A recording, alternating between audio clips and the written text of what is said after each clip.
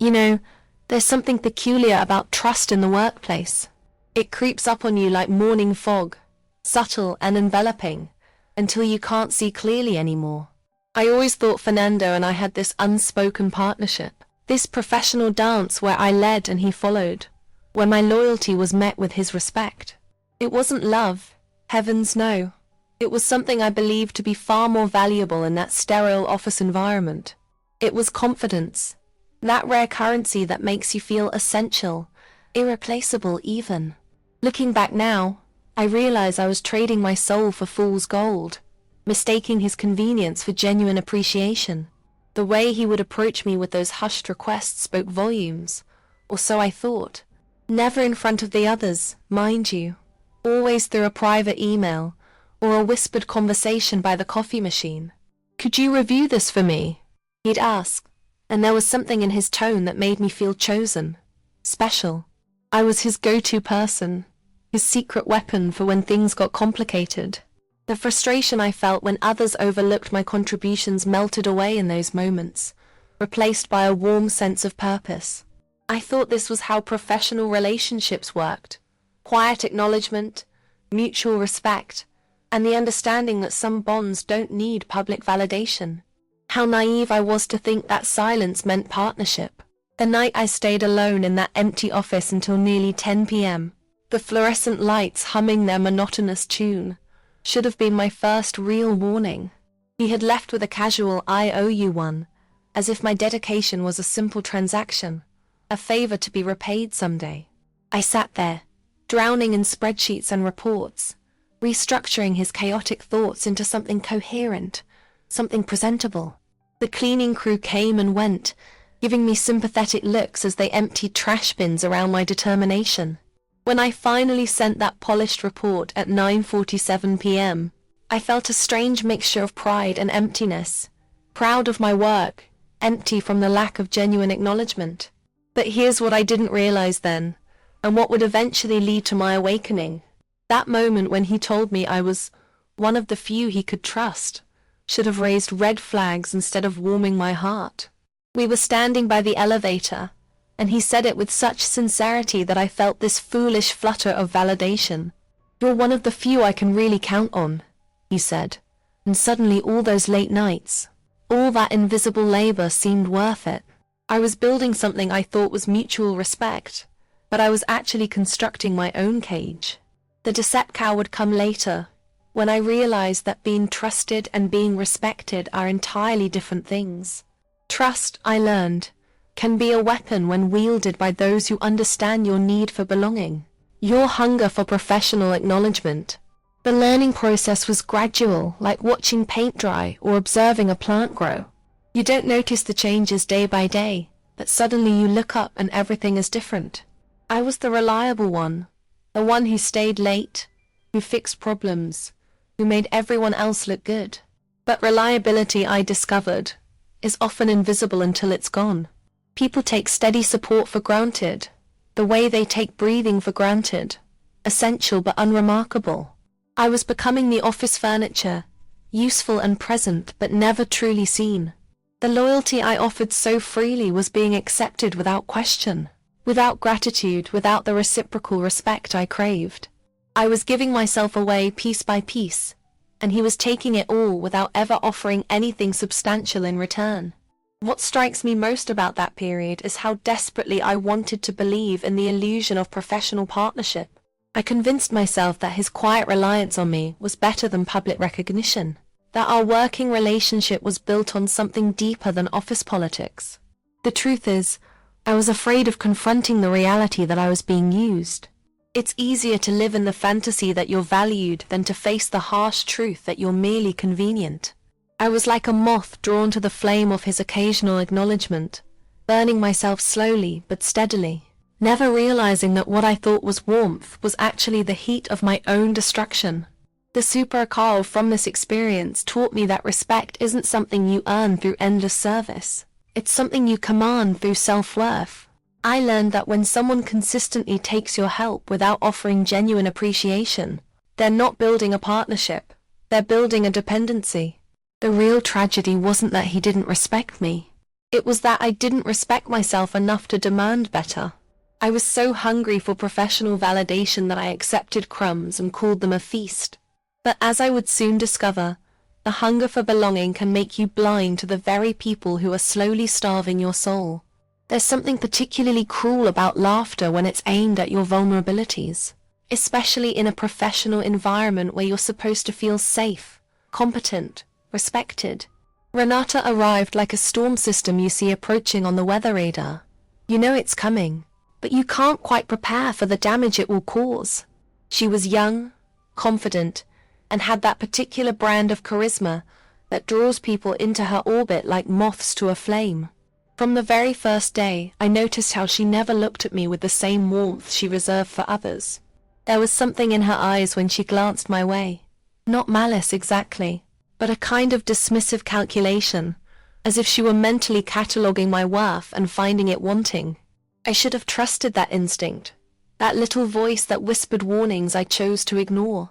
The day she laughed at my shoes remains etched in my memory like a scar that never quite fades. I was wearing my comfortable flats, the ones I'd had for years. Practical, reliable, nothing fancy but perfectly adequate for a day at the office. She walked past my desk with her usual entourage of admirers, and suddenly her voice rang out, sharp and cutting. "Oh my God, are those vintage or just ... expired?" The laughter that followed wasn't the kind that invites you to join in. It was the kind that excludes. That creates an us versus them dynamic where I was clearly the them. The confidence I'd worked so hard to build crumbled in that moment, replaced by a burning shame that made me want to disappear into the floor. It's fascinating how quickly someone can make you feel small with just a few words and the right audience. What hurt more than her comment was the silence that followed from everyone else, particularly from Fernando. He was standing right there, close enough to hear every word, close enough to see the humiliation wash over my face. I looked at him, hoping for some small gesture of support, some indication that this behavior was inappropriate. Instead, he studied the elevator buttons with sudden fascination, as if the numbered panel held the secrets of the universe. His silence was louder than her laughter, more devastating than her words. In that moment, I realized that professional environment had shifted, that the old rules of mutual respect were being rewritten, and I wasn't part of the committee making those decisions. The loyalty I'd shown him meant nothing when it came to defending my basic dignity. The aftermath of that incident changed something fundamental in me. I stopped joining the team lunches, stopped accepting invitations to after-work drinks, stopped trying to be part of the social fabric of the office. I told myself it was a choice, that I preferred eating alone, that I was above their petty games. But the truth was I was protecting myself from further humiliation, building walls around my wounded pride. The apprendizado was harsh but necessary. Sometimes isolation is the only way to preserve what's left of your self-respect. I would sit in my cubicle during lunch breaks, eating my sandwich and watching them through the glass conference room. Their animated conversations and easy laughter, a reminder of the club I was no longer welcome to join. The cruelest part was how Fernando would still come to me for help, as if nothing had happened. He'd approach my desk with that same whispered urgency, asking me to review his presentations, to fix his mistakes, to make him look good. And I would do it because that's what I did. I helped, I fixed, I made things work. But now there was a bitter taste to these interactions, a growing resentment that I tried to swallow but couldn't quite digest. The frustration wasn't just about his requests. It was about the cognitive dissonance of being useful but not valued, needed but not respected. He could stand by and watch me be humiliated, then turn around and ask for my expertise as if my feelings were irrelevant. I began to notice other things too. The way she would make subtle comments about my appearance, my ideas, my contributions. Always with that perfect smile, always with just enough plausible deniability to make me question whether I was being oversensitive. "That's an interesting approach," she'd say about my suggestions, her tone implying that interesting was synonymous with outdated or irrelevant. The office environment became a minefield where I had to constantly watch my step, where every interaction was filtered through the lens of potential humiliation. I was losing pieces of myself, trading my authenticity for a false sense of safety that never quite materialized. The real tragedy of this period was how I began to internalize her criticisms, to see myself through her dismissive eyes. I started second-guessing my clothing choices, my ideas, my very presence in that space. The supercar would come later, when I realized that someone who attacks your appearance is really attacking your confidence, trying to make you smaller so they can feel bigger. But in those dark days, I was drowning in self-doubt, questioning everything about myself, while she and Fernando grew closer, their professional partnership blossoming into something that would soon devastate what was left of my faith and workplace loyalty. The seeds of betrayal were already sprouting, and I was too busy nursing my wounded pride to see the forest for the trees. Sometimes the truth hits you like a freight train you never saw coming, even when all the warning signs were flashing red right in front of your eyes. I was organizing files at my desk when Sarah, one of the interns, approached with that particular mixture of excitement and awkwardness that young people have when they're about to share gossip. "Did you see that Fernando and Renata are dating?" she asked, her voice barely above a whisper but somehow loud enough to shatter my entire world. I felt the ground shift beneath my feet, that nauseating sensation you get when an elevator drops too fast. "Who told you that?" I managed to ask, though part of me already knew the answer would confirm my worst fears. The confidence I'd been slowly rebuilding crumbled once again, replaced by a hollow ache that seemed to echo in my chest. All those late nights, all that trust, all that professional loyalty. Suddenly it all made sense in the most devastating way possible. The social media post that confirmed everything was like a knife twisting in a wound I didn't even know I had. There they were, raising wine glasses in some upscale restaurant, her caption full of inside jokes and heart emojis, his arm wrapped around her waist with casual possessiveness. The same man who had told me I was one of the few he could trust was now displaying his real priorities for the world to see. I stared at that photo until my eyes burned, studying every detail as if I could somehow change what I was seeing. The way he looked at her, the intimacy of their body language, the sheer happiness radiating from both of them. It was everything I had never been to him, everything I had foolishly thought didn't matter in our professional relationship. The betrayal wasn't just romantic, it was existential, a complete recontextualization of every interaction we'd ever had.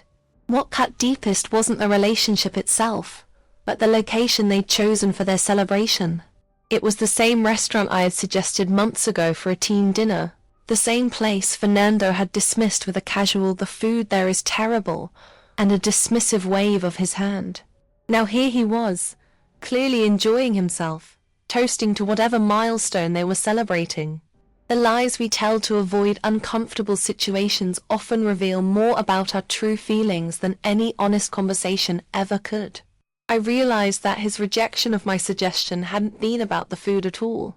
It had been about not wanting to share that space with me, about preserving certain experiences for someone he actually valued. The learning was brutal but necessary. When someone consistently finds excuses to exclude you, believe them the first time. The first team meeting after my discovery was a masterclass in professional torture. They walked in together, that easy familiarity that comes from sharing private moments, inside jokes, and intimate conversations. She was talking about some upcoming business trip they'd be taking together, how they'd already planned their flight and hotel arrangements. I sat there, remembering all the times I had been Fernando's right hand for presentations, conferences, and client meetings. Now I was watching my replacement live her best life while I became increasingly invisible. The frustration wasn't just about being replaced. It was about being replaced so seamlessly, as if my years of dedication and support could be erased with a few strategic moves and a pretty smile. I felt like a ghost haunting my own professional life. The cruelest aspect of this revelation was how it reframed every interaction I'd had with both of them. Fernando's requests for help, his whispered conversations, his casual dismissal of my ideas, all of it now seemed like elaborate, Manipulation designed to keep me useful, while ensuring I never got too close to the truth. And Renata's attacks on my appearance, her subtle undermining of my contributions, her systematic exclusion of me from social gatherings, it all made perfect sense now. She wasn't just being mean. She was eliminating competition, clearing the field so she could have unobstructed access to the person I thought was my professional partner. The disappointment was overwhelming, but underneath it was a growing anger that I was only beginning to acknowledge. I found myself analyzing every memory, every conversation, every moment of perceived connection with Fernando, searching for signs I had missed. The late-night emails, the shared projects, the quiet moments of what I thought was mutual respect. How much of it had been genuine, and how much had been convenient. The environment I had thought was built on trust and professional loyalty was actually a carefully constructed illusion, designed to keep me productive while ensuring I never became a threat to their real relationship. I was the reliable workhorse, the one who made everyone else look good, the one who could be counted on to deliver without ever expecting reciprocal investment. The supercar from this realization would come later, but in that moment, I was drowning in the toxicity of my own naivety. The paralysis that followed wasn't just emotional, it was professional, social, and spiritual. I couldn't concentrate on my work, couldn't engage in casual office conversations, couldn't even look at Fernando without feeling a mixture of hurt and rage that threatened to overwhelm me. I was trapped in a workplace where the two people who had systematically undermined my confidence and betrayed my trust were now the power couple, the golden duo that everyone else seemed to admire and emulate. The apprendizado was harsh but necessary. Sometimes the people we trust most are the ones most capable of devastating us. Not because they're inherently evil, but because they're human. And humans are capable of extraordinary selfishness when it serves their purposes. But this was just the beginning of my education in workplace betrayal. The real lessons were still to come. There's a unique kind of violence in being erased from something you created, something you poured your heart and soul into for months. I discovered my professional assassination in the most mundane way possible, through an email attachment I almost didn't open. The quarterly presentation that had been my baby, my masterpiece, my contribution to the company's future, was there in all its polished glory, but my name was nowhere to be found. It was like looking at a photograph of your own funeral, seeing your life's work attributed to others while you're still very much alive to witness the theft. The confidence I had slowly been rebuilding shattered once again, replaced by a rage so pure it almost felt cleansing. This wasn't just professional betrayal. It was intellectual theft, the kind that makes you question everything you thought you knew about fairness and professional integrity. When I confronted the project coordinator about this glaring omission, his discomfort was palpable, but his explanation was devastating in its casual cruelty. Renata thought it would be better to focus on Fernando's new approach, he said, avoiding eye contact like a guilty child caught stealing cookies. Fernando's new approach? The same approach I had developed, refined, and perfected through countless late nights and weekend sessions. The same innovative strategy that had been born from my research, my insights, my creative problem-solving. I stood there, watching this man squirm as he delivered the news that my months of work had been reassigned to the very people who had been systematically undermining me. The frustration wasn't just about the theft. It was about the institutional complicity, the way the system had been rigged against me from the beginning. The process of being gradually erased from my own project was like watching yourself disappear in slow motion. They started by giving me operational tasks, administrative, busy work that kept me occupied while the real decisions were made by others. My strategic insights were quietly incorporated into their presentations, while my role was reduced to data entry and formatting. I felt like a ghost haunting my own professional life, present but invisible, contributing but uncredited. The learning was brutal but necessary. In toxic workplace environments, your ideas become communal property, while your identity becomes disposable. I was watching my professional DNA being harvested while my career was being systematically dismantled. Piece by piece, decision by decision. The moment that truly broke me was when a colleague asked if I had left the leadership team. The casual nature of the question, the assumption that my absence was voluntary, the complete lack of awareness about what had really happened, it all crystallized the extent of my professional isolation. I hadn't been fired. I had been disappeared, erased from the narrative so completely that my absence seemed natural, inevitable. The environment I had once navigated with confidence had become a maze where I was always lost, always behind, always struggling to understand rules that seemed to change whenever I started to master them. The betrayal wasn't just personal, it was institutional, a systematic removal of my value and voice from the spaces where I had once been essential. What struck me most profoundly was how seamlessly they absorbed my contributions while discarding my presence. The project moved forward with my ideas, my research, my innovations, but without any acknowledgement of my role in creating them. It was like being a songwriter who watches someone else perform their song at the Grammys, taking all the credit while you sit in the audience, knowing the truth but powerless to prove it. The disappointment wasn't just about recognition.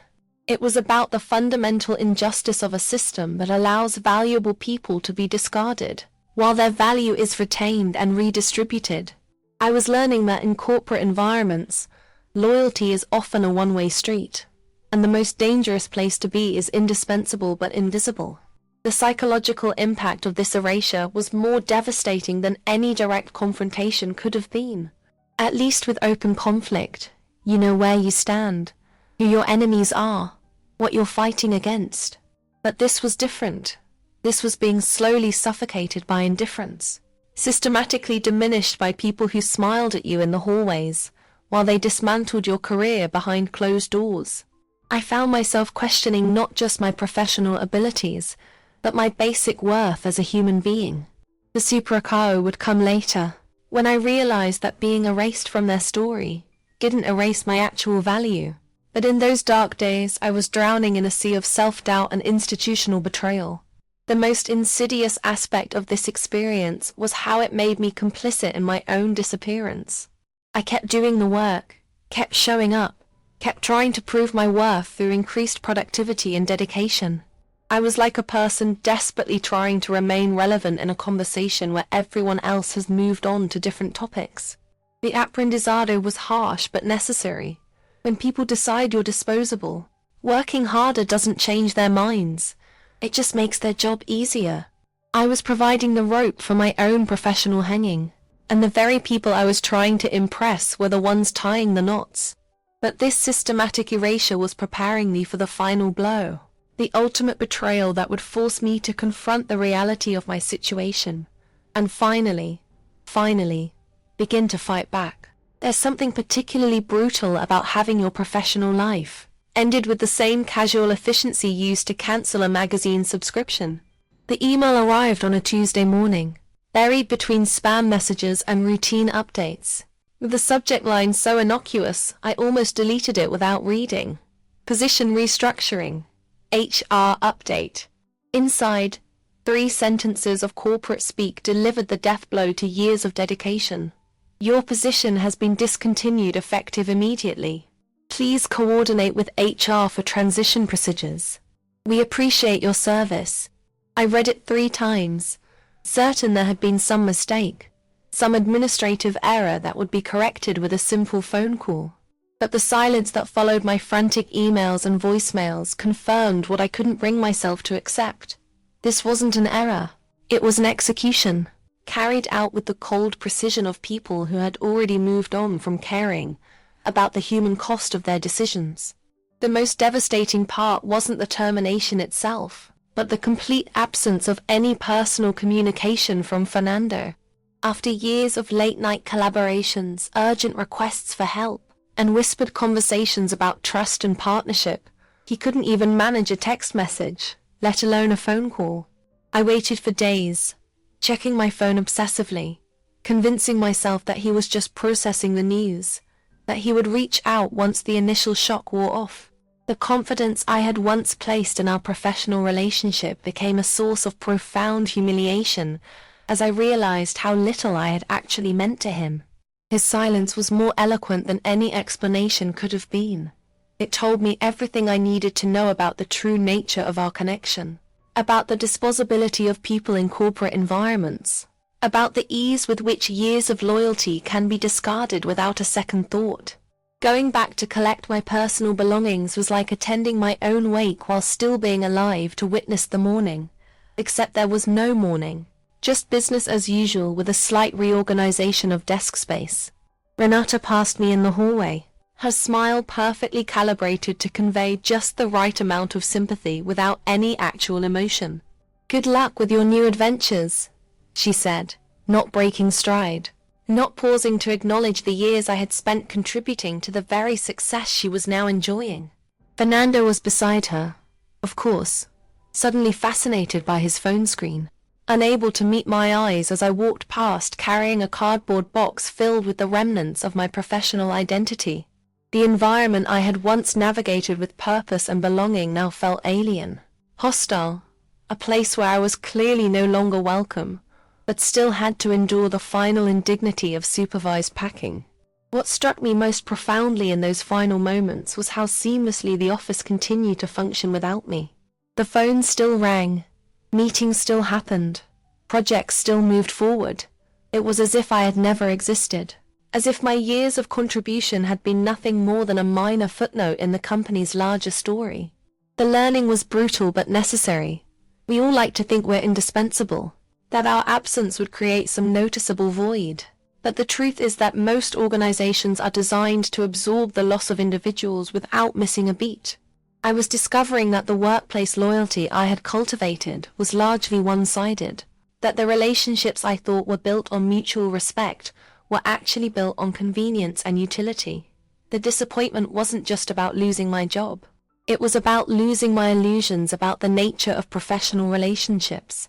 The days following my termination were a masterclass in professional isolation.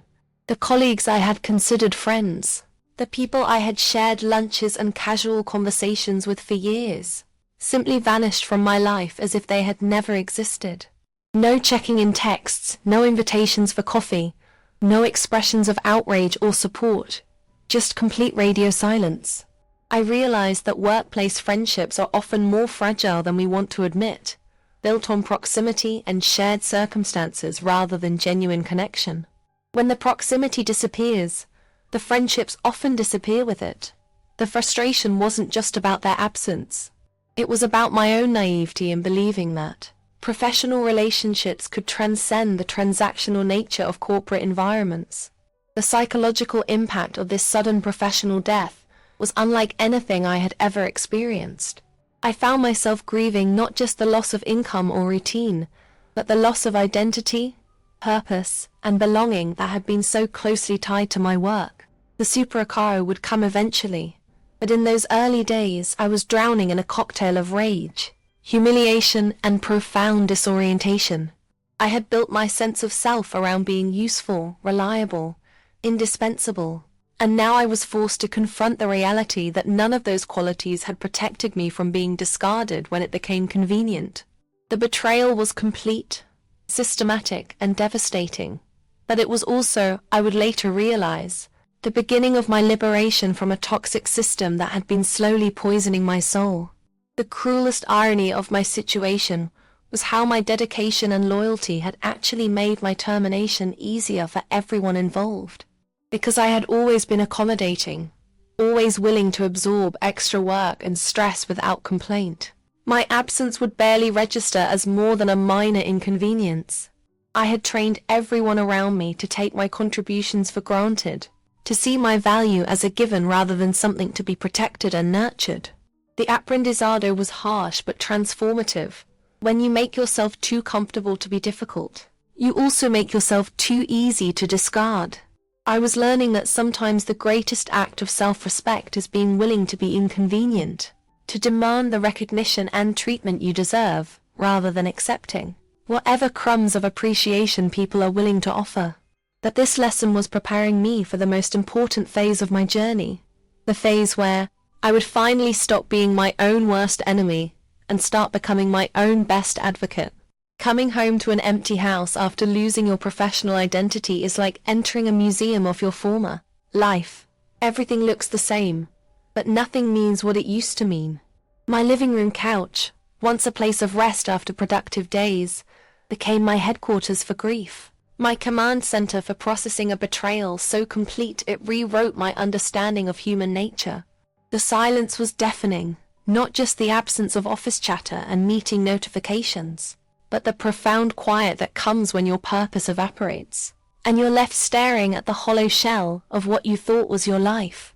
The confidence I had spent years building in professional environments crumbled like a house of cards, leaving me sitting in the wreckage of my own expectations, trying to figure out how to rebuild something I wasn't even sure I wanted anymore. The days blended together in a haze of Netflix shows I didn't really watch and social media feeds that only reminded me of the world that was continuing without me. Food lost all meaning during those early weeks of unemployment. Not just flavor, but purpose, comfort, even basic nutritional value. I would sit at my kitchen table, mechanically chewing meals that might as well have been cardboard, my mind replaying every moment of betrayal like a broken record stuck on the most painful song. The learning was gradual but profound. When your sense of self is deeply tied to your professional role, losing that role creates an existential crisis that affects every aspect of your life, even the most basic human needs.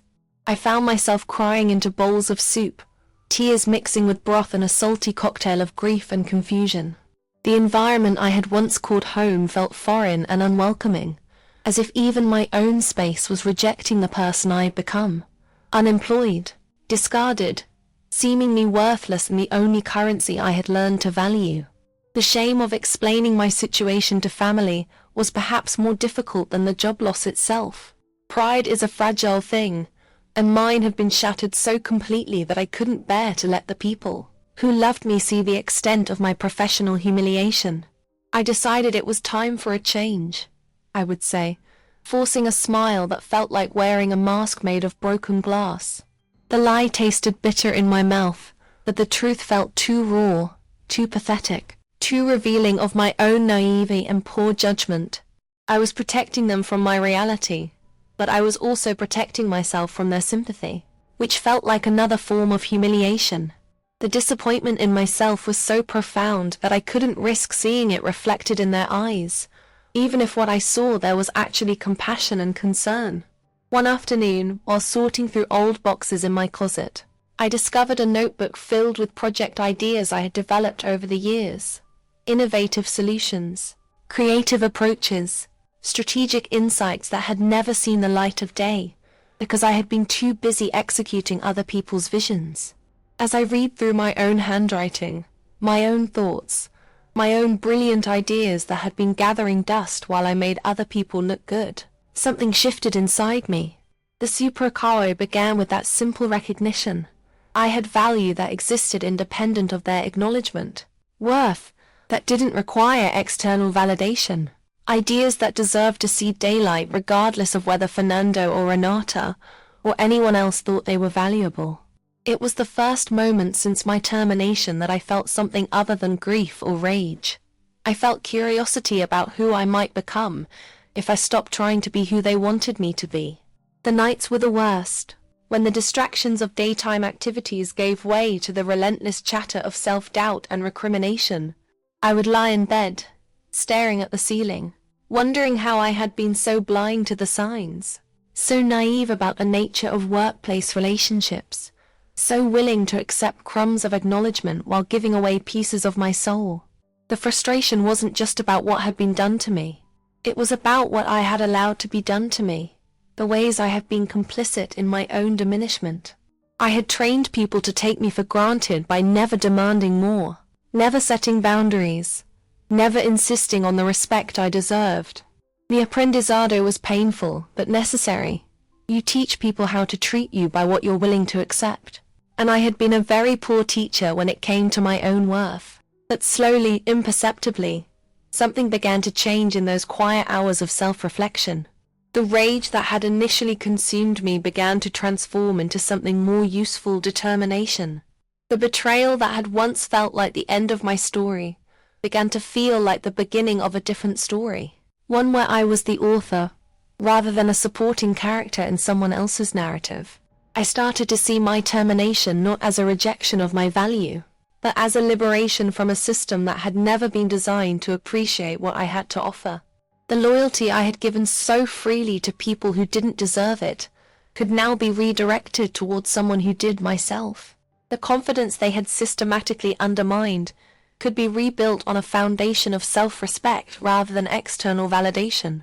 The healing process was neither linear nor predictable, but it was definitely happening. Some days I felt strong and determined, ready to take on the world and show everyone what they had lost when they discarded me.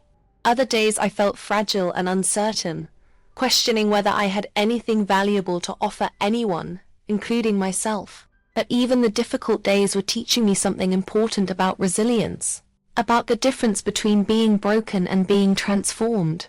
The environment of my own home, once a place of hiding and shame, was becoming a cocoon where I could undergo the difficult work of metamorphosis.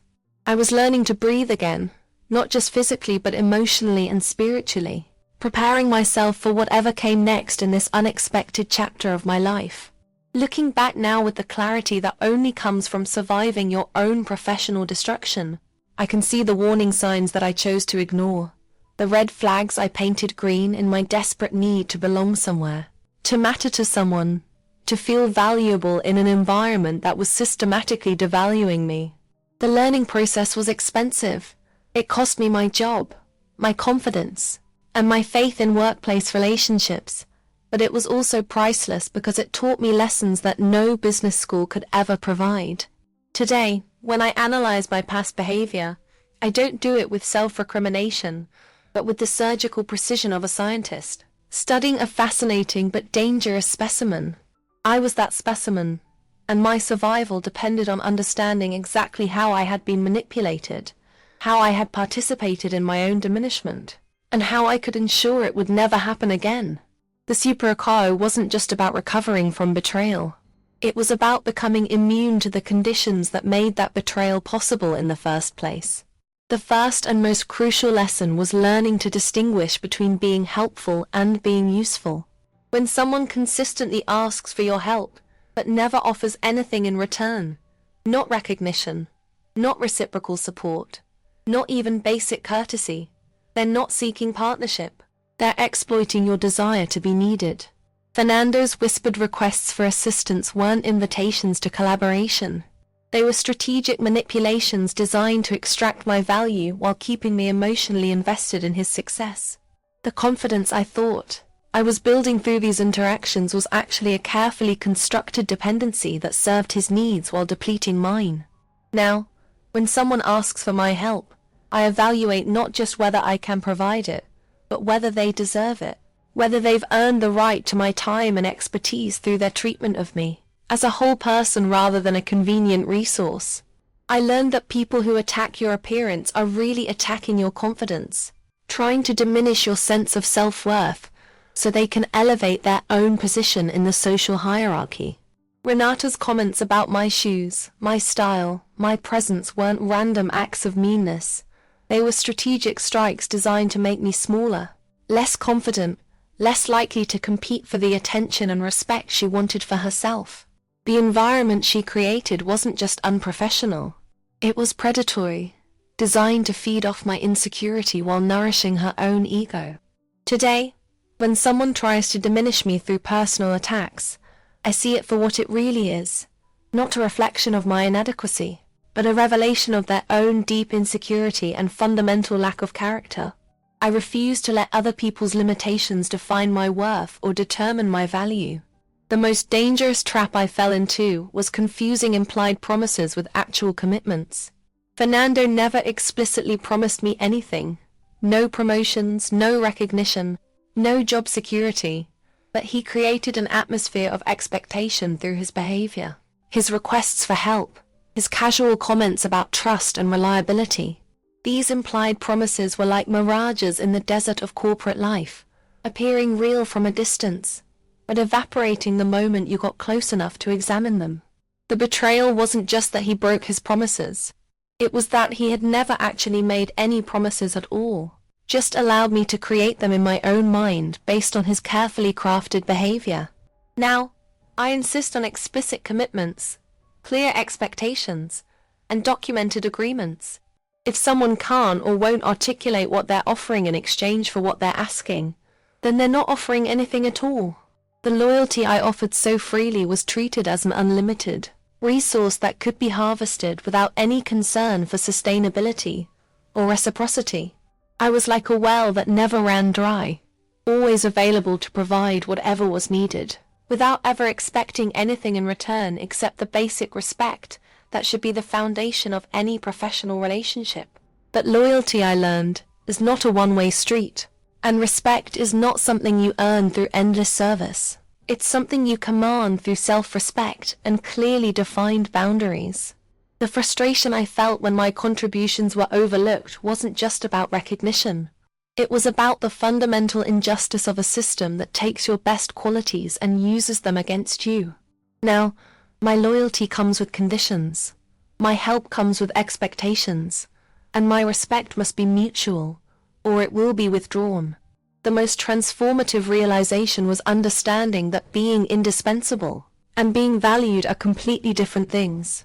I had made myself so useful, so reliable, so accommodating that everyone took my contributions for granted. My value became invisible precisely because it was constant, like electricity or running water, noticed only when it's gone. The disappointment of being so easily replaceable taught me that true job security doesn't come from being indispensable. It comes from being respected, valued, and treated as a whole person rather than a function. Now, I make sure my contributions are visible, my boundaries are clear, and my worth is acknowledged not just in private whispers but in public recognition, compensation, and career advancement opportunities. The environment I work in now is fundamentally different, not because I found better people, but because I became a better advocate for myself. I learned that you teach people how to treat you by what you're willing to accept, and I had been a terrible teacher when it came to my own worth. The apprendizado was harsh but necessary. If you don't value yourself, no one else will value you either. If you don't protect your own interests, no one else will protect them for you. If you don't demand the respect you deserve, you'll accept the disrespect you receive. Today, when I encounter situations that remind me of my past experiences, I don't just walk away. I run, because I've seen what happens when you stay too long in environments that don't appreciate your worth. And I've made a promise to myself that I will never again trade my dignity for someone else's convenience or my self-respect for someone else's success.